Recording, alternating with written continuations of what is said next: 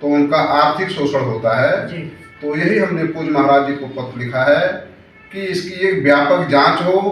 जो भी अधिकारी या आउटसोर्सिंग की कंपनियां ऐसी हरकत कर रही हैं उनके खिलाफ दंडात्मक कार्रवाई की जाए और आरक्षण कोटे को दृष्टिगत रखते ही भर्तियां की जाए। नमस्कार दोस्तों, आप देख रहे हैं यूपी 80 न्यूज और मैं हूं बलिराम सिंह। दोस्तों, हमारे साथ हैं उत्तर प्रदेश के निवर्तमान दर्जा प्राप्त मंत्री महोदय अरविंद सिंह पटेल। आप एक भगीरथ प्रयास कर रहे हैं समाज को बेहतर करने के लिए, समाज में समानता लाने के लिए। आप वन नेशन वन एजुकेशन के अभियान को आपने शुरू किया है, लेकिन आज हम बात करेंगे आउटसोर्सिंग भर्तियों को लेकर के। आउटसोर्सिंग भर्तियों में जो गड़बड़ी हो रही है उसको लेकर के आपने आवाज़ उठाया है।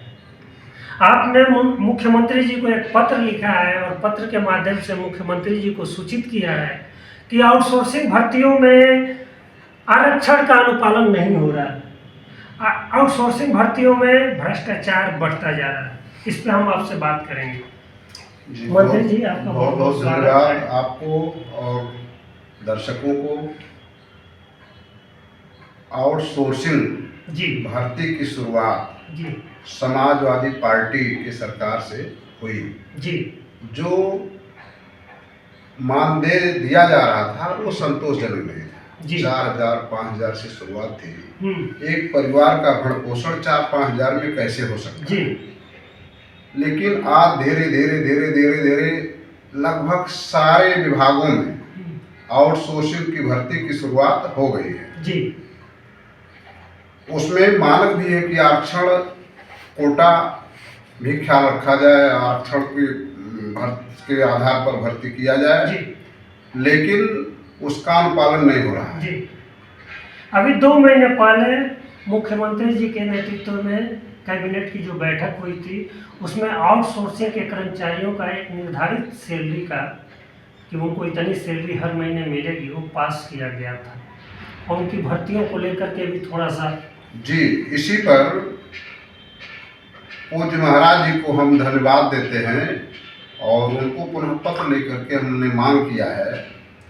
चूँकि महाराज जी ने जो घोषणा की है कि न्यूनतम वेतनमान आउटसोर्सिंग के कर्मचारियों को दिया जाएगा और निगम बनाया जा रहा है जिससे कर्मचारियों का शोषण ना हो।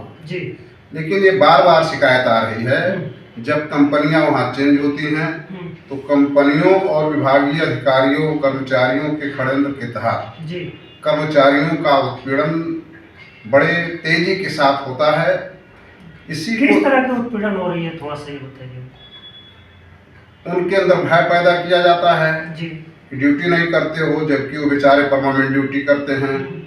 तो एक भयभीत करके या दूसरा कोई बहाना बना करके उनको निष्कासित कुछ लोगों को किया जाता है। कुछ लोगों को निष्कासित करने से सभी लोग भयभीत हो जाते हैं, कर्मचारियों में भय का माहौल हो जाता है। तो उनका आर्थिक शोषण होता है। तो यही हमने पूज्य महाराज जी को पत्र लिखा है कि इसकी एक व्यापक जांच हो।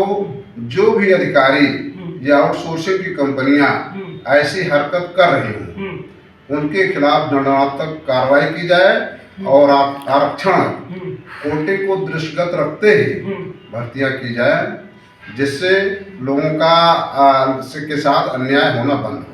कुछ आपने पत्र में लिखा है कि कुछ एडवांस में कंपनियां पैसा भी ले लेती हैं। लगभग सारी कंपनियां सरकार तो मानक बना रखी है। ये लोग विज्ञापन भी छापते हैं, पोर्टल पर भी डालने का काम करते हैं, 3 लोगों को बुलाते भी हैं, लेकिन दलालों के माध्यम से बगैर पैसा लिए शायद कहीं हो जा रहा हो।